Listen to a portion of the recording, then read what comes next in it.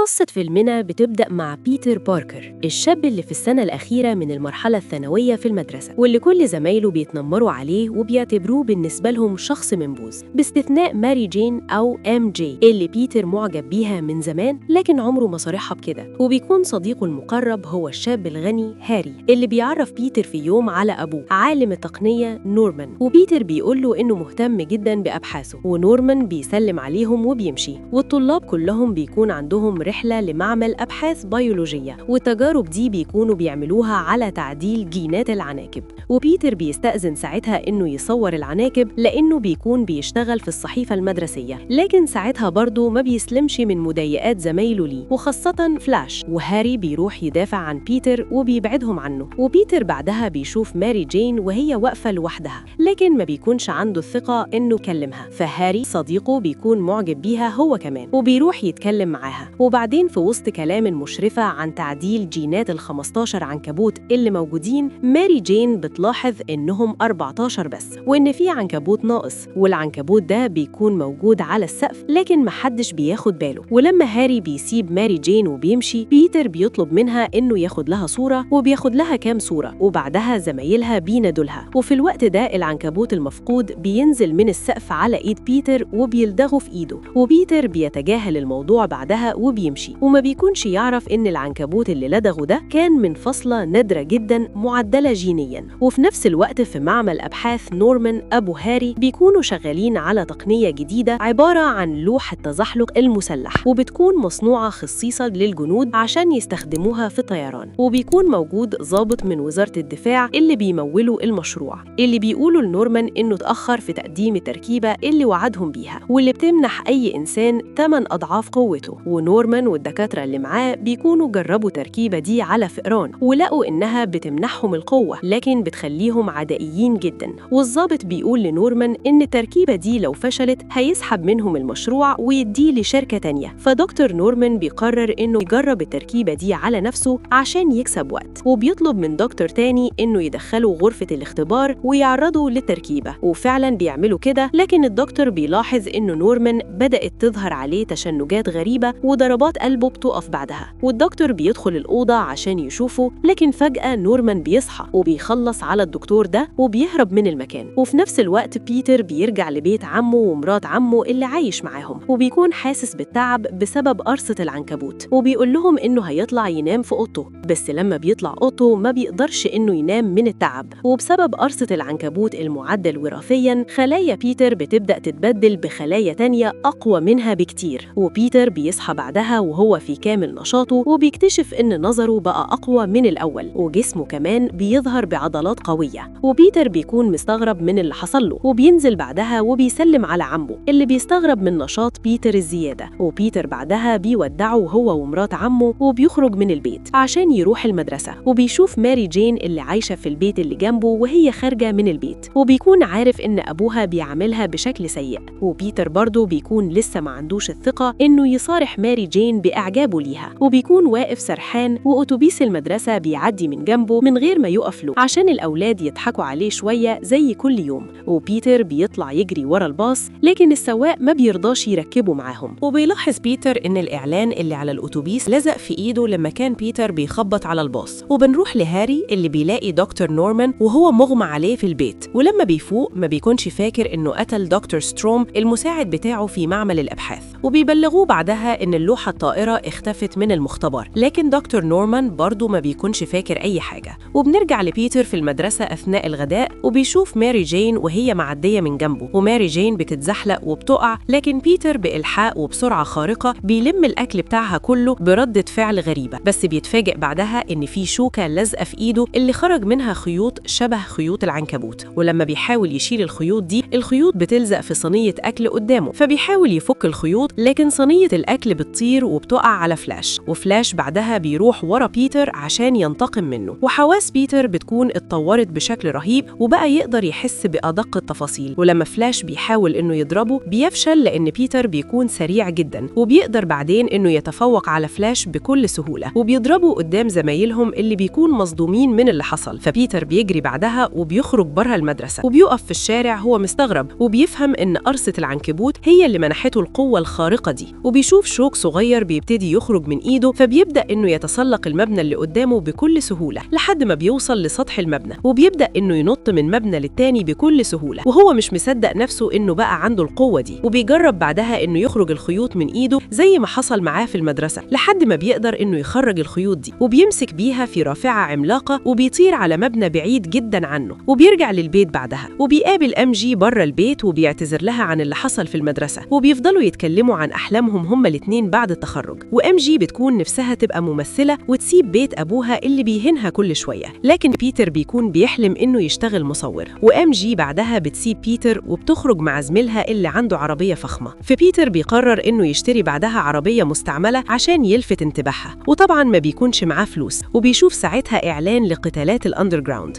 وبيعرف إن الفايز هيكسب $3000، فبيقرر إنه يشارك في المراهنات دي بعد القوة اللي حصل عليها. وبيبدأ يصمم بدلة مميزة بعدها، وبيبدأ كمان إنه يتمرن شوية على استخدام خيوط العنكبوت اللي بتخرج من إيده. ومرات عمه بتسمع الدوشة اللي بيعملها في الأوضة، وبتقوله إنه بقى بيتصرف بغرابة جدا مؤخرا. وفي الوقت ده دكتور نورمان بيكون بيعاني من هلاوس بسبب التركيبة الغريبة اللي اتعرض ليها. وبيتر بيخرج تاني يوم للمدرسة، وعمه بيعرض عليه إنه يوصله، وفي الطريق بيقوله إنه ملاحظ إنه بيتصرف بغرابة، وبيقوله كمان إنه عرف بموضوع فلاش اللي بيتر ضربه في المدرسة، وبينصحه وبيقوله إن لو قوته زادت مسؤوليته كمان بتزيد. لكن بيتر ما بيعجبوش الكلام ده، وبيقول لعمه إنه مش أبوه عشان ينصحه. وعم بيتر بيزعل جدا من كلامه وبيسيبه وبيمشي. وبيتر ما بيروحش بعدها المدرسة، وبيتوجه لمكان مراهنات المصارعة اللي شاف إعلانه، وبيشوف هناك مصارع اسمه ماجرو اللي بيكون بيهزم كل المصارعين اللي بيقابلهم، فبيروح بعدها يسجل اسمه ضمن المصارعين. والموظفة طبعا بتشوف جسمه الضعيف، فبتقول له إنهم مش مسؤولين لو حصل له أي إصابات. ومذيع الحلبة بيقدم بيتر للتحدي مع ماجرو، وبيناديه باسم سبايدر مان زي ما بيتر طلب منه، وبيقول إن لو سبايدر مان فاز هيكسب $3000. وبيتر بيطلع بعدها للحلبة، وبيتفاجئ إنهم بيقفلوا عليهم بقفص حديدي، وبيعرف إن القتال هيكون قتال دموي. والمصارع ماجرو بيبدأ إنه يهجم على بيتر، لكن بيتر بيكون أسرع منه، وبيقدر بعدها إنه يتغلب على ماجرو بكل سهولة. والحكم بعدها بيعلن فوز سبايدر مان، ولما بيروح عشان يستلم فلوس فوزه من مدير المكان، المدير بينصب على بيتر وبيديله $100 بس من ال3000، وبيطرد بيتر بعدها بره المكان. وبيتر بيظهر عليه الغضب، لكن بيسيبه وبيخرج. وفي نفس الوقت بيدخل حرامي وبيضرب مدير المكان ده، وبيسرق كل فلوسه من المراهنات اللي معاه، وبيطلب من بيتر إنه يمسك الحرامي، لكن بيتر بيسيب الحرامي يهرب بالفلوس من قدامه، وبيقول لمدير المكان أنا مش مسؤوليتي إني أمسك الحرامي. لكن اللي بيحصل بعدها إن بيتر بيلاقي عمه مصاب في الشارع وواقع في الأرض، وده لأن الحرامي اللي بيتر سابه يهرب ضرب عمه بعدها برصاصة وهرب، وعم بيتر بيموت بعدها. وبيتر بيحس بصدمة، وبيبدأ إنه يطارد الحرامي اللي موت عمه، والأول مرة بيبدأ إنه يتنقل بين المباني بالخيوط بتاعته، وبيكون أسرع من كل عربيات الشرطة في المطاردة، وبيقدر إنه يوصل لعربية الحرامي وبيكسر الإزاز وبيوقفه. والحرامي بيخرج بعدها من العربية وبيهرب في الشارع، وبيضرب نار على بيتر لما بيحس بوجوده، لكن ما بيقدرش إنه يصيبه، وبيتر بيضربه بعدها، والحرامي بيترجاه إنه يسيبه، لكن بيتر بيشوف وشه وما بيكونش يعرف إن اللي قتل عمه ده هو نفس الراجل اللي سابه يهرب عند حلبة المصارعة. وبيتر بيتصدم وبيضرب الحرامي لأنه رفع في وشه مسدس، والحرامي بيقع بعدها من الشباك وبيموت من غير ما بيتر يلمسه. وساعتها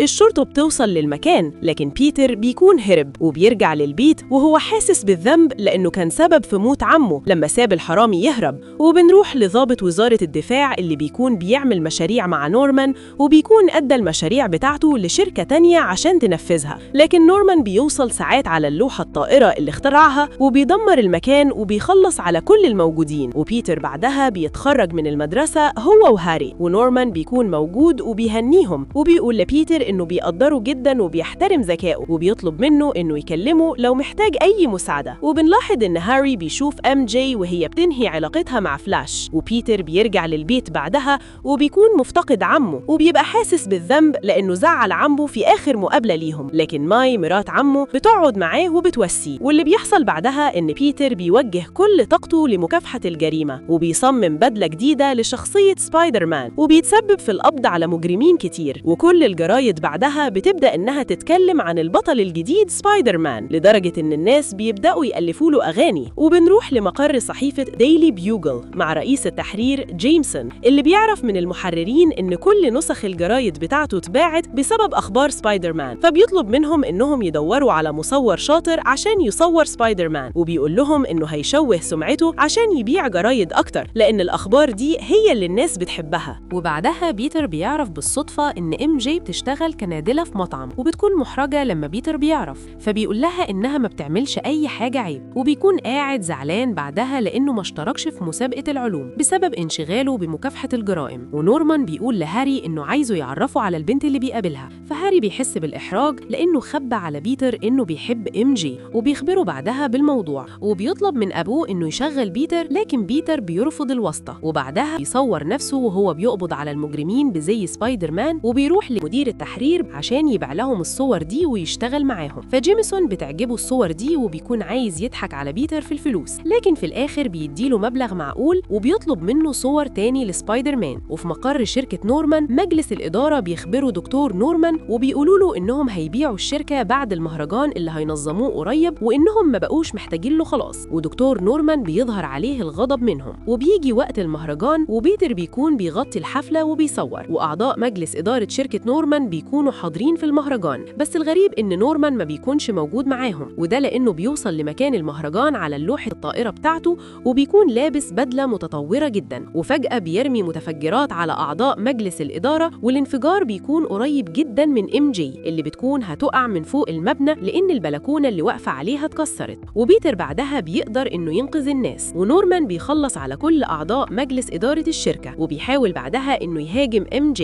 لكن سبايدر مان بيوصل وبيضربه وبيبعده عنها، ونورمان بيبدأ يدمر منشآت المهرجان، وسبايدر مان بينقذ طفل صغير قبل ما تقع عليه حاجة من فوق، وبيبدأ يشتبك بعدها مع نورمان اللي بيضربه، وبيبدأ إنه يطارده بعدها بالحوامة بتاعته، لكن سبايدر مان بيجري عشان ينقذ MJ، وساعتها نورمان بيوصل له قبل ما ينقذها وبيبدأ إنه يضربه، وسبايدر مان بيبعده عنها وبيكسر له الحوامة، ونورمان بيهرب من المكان بعدها، وفجأة البلكونة بتتكسر بMJ وبتقع بيها، لكن سبايدر مان بينط وراها وبيقدر إنه ينقذها، وبيطير بيها من المكان وسط تشجيع الجماهير ليه، وبينزل MJ بعدها على سطح مبنى عالي. فMJ بتكون عايزة تعرف هويته، لكن بيتر بيقول ليها إنه سبايدر مان وبيسيبها وبيمشي، وMJ بتكلم هاري بعدها وبتفضل تشكر في سبايدر مان لأنه أنقذها، وهاري بيظهر كده إنه غيران. وبنرجع لنورمان اللي بترجع له الهلاوس من تاني، وما بيكونش فاكر حتى إنه قتل أعضاء مجلس إدارة الشركة في المهرجان، والشخصية الشريرة اللي جواه بتطلب منه بعدها إنه يقتل سبايدر مان، وساعتها بيكون قاعد مع مدير التحرير بشخصية بيتر، وفجأة نورمان بيكسر الشباك وبيمسك مدير التحرير وبيسأله مين اللي بيصور صور سبايدر مان دي عشان يوصله، لكن جيمسون بيرفض إنه يقوله، وساعتها بيتر بيكون غير هدومه وبيظهر له بشخصية سبايدر مان، ونورمان بيرش عليه غاز وبينيمه، وبياخده بعدها وبيربطه فوق سطح مبنى عالي، وبيفضل يقنع فيه إنه ينضم ليه عشان يسيطروا على العالم مع بعض بقوتهم، وبيقول له بعدها إنه هيسيبه يفكر، لكن لو رفض الانضمام ليه هيقتله. وبيتر بعدها بيلاقي إنه الصحف دايماً بتهاجم سبايدر مان وبيطلبوا القبض عليه بدل ما يشجعوه، وده طبعاً بيكون شغل جيمسون رئيس التحرير عشان يبيع جرايد أكتر. وبيقابل MJ بعدها وبيسألها عملت إيه في تجربة الأداء اللي عملتها عشان تمثل، وبيكونوا قالوا لها في تجربة الأداء إنها محتاجة لدروس أكتر في التمثيل. فبيتر بيعزمها بعدها على العشاء، لكن MJ بتقوله إنها هتخرج مع هاري، بس بتكون حاسة إن بيتر بيحاول يتقرب ليها، وبتكون لطيفة جدا معاه وبتسيبه بعدها وبتمشي. وبيتر بيلاحظ إن في حرامية ماشيين وراها، والحرامية فعلا بيبدأوا إنهم يضايقوا MJ،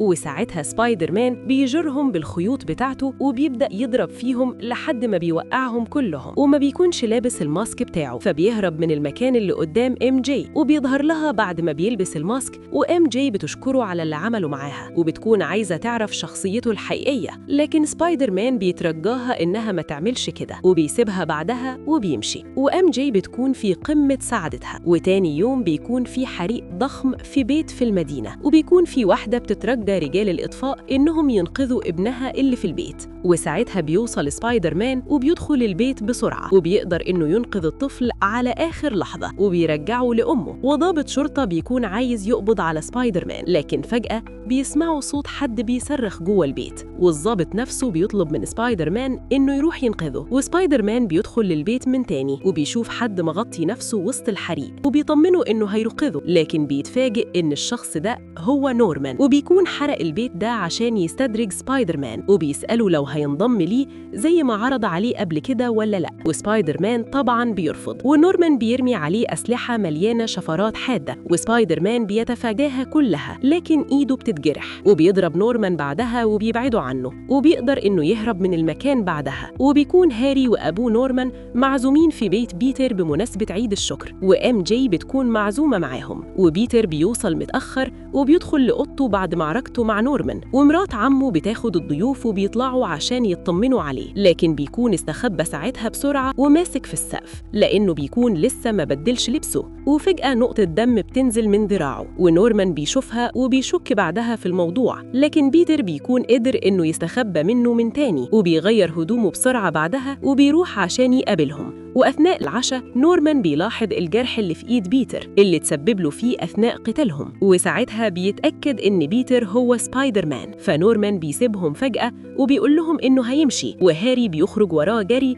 لأنه بيحس بالإحراج. وساعتها نورمان بيقول له بصوت عالي إنه رافض إنه يرتبط بإم جي لأنها مش من مستواه، وإم جي بتكون سمعت الإهانات دي كلها وبتسيب هاري بعدها وبتمشي من البيت. ونورمان بعدها بيكون في بيته والشر بقى مسيطر عليه غصب عنه، وبيتخيل إن قناع البدلة بيطلب منه إنه يهاجم مرات عم بيتر عشان ينتقم من سبايدر مان، وفعلا نورمان بيروح يهجم على بيت عم بيتر وبيرعب مرات عمه وبتسبب لها في صدمة، وبتتنقل بعدها للمستشفى وبتقول لبيتر إن اللي هاجمها وحش لونه أخضر وعينيه لونها أصفر، فبيتر بيعرف إن هويته الحقيقية اتكشفت، لكن ما بيكونش يعرف إن الوحش ده هو دكتور نورمان. المهم إن عمة بيتر بتتحسن بعدها، وام جي بتزورها في المستشفى وبتقول لبيتر إنها قطعت علاقتها بهاري بعد كلام أبوه اللي سمعته، وإنها دلوقتي بقت بتحب سبايدر مان اللي أنقذ حياتها مرتين. فبيتر بيقول لها إنه يعرف سبايدر مان لأنه المصور بتاعه، وبيقول لها كمان إن سبايدر مان قال له إنه بيحب ام جي، لكن ام جي بتحس إن الكلام ده خارج من قلب بيتر نفسه، وساعتها تمسك إيده.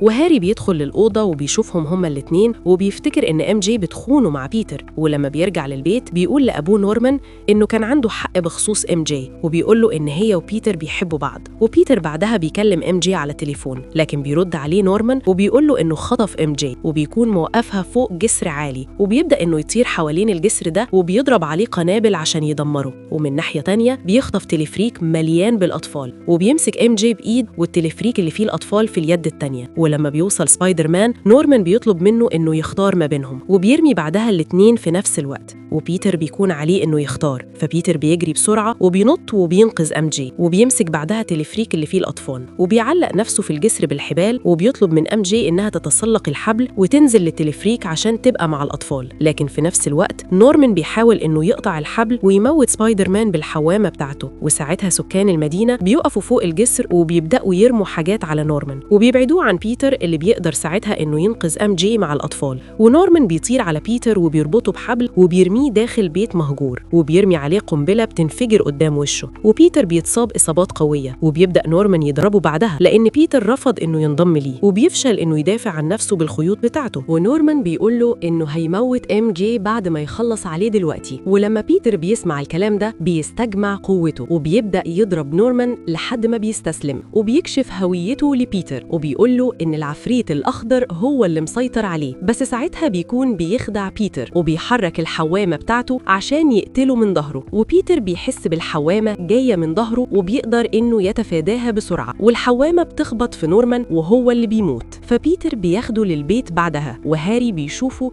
وبيفتكر إن سبايدر مان هو اللي قتل أبوه. وفي العزا هاري بيقول لبيتر إنه هينتقم من سبايدر مان، وفي نفس الوقت بيقول لبيتر إنه بقى كل عيلته دلوقتي. وبيتر بيقابل ام جي في العزا وبتعترف له إن هي بتحبه، وإنها لما كانت هتموت على الجسر هو الوحيد اللي كانت بتفكر فيه، لكن بيتر بيقول لها إنه مش هينفع يكون حبيبها لأنه بيكون خايف إنها تتأذي بسببه. لو عجبك الفيديو ما تنساش تعمل لايك وسبسكرايب للقناة وتعليق حلو منكم. ودي كانت نهاية الجزء الأول. سلام.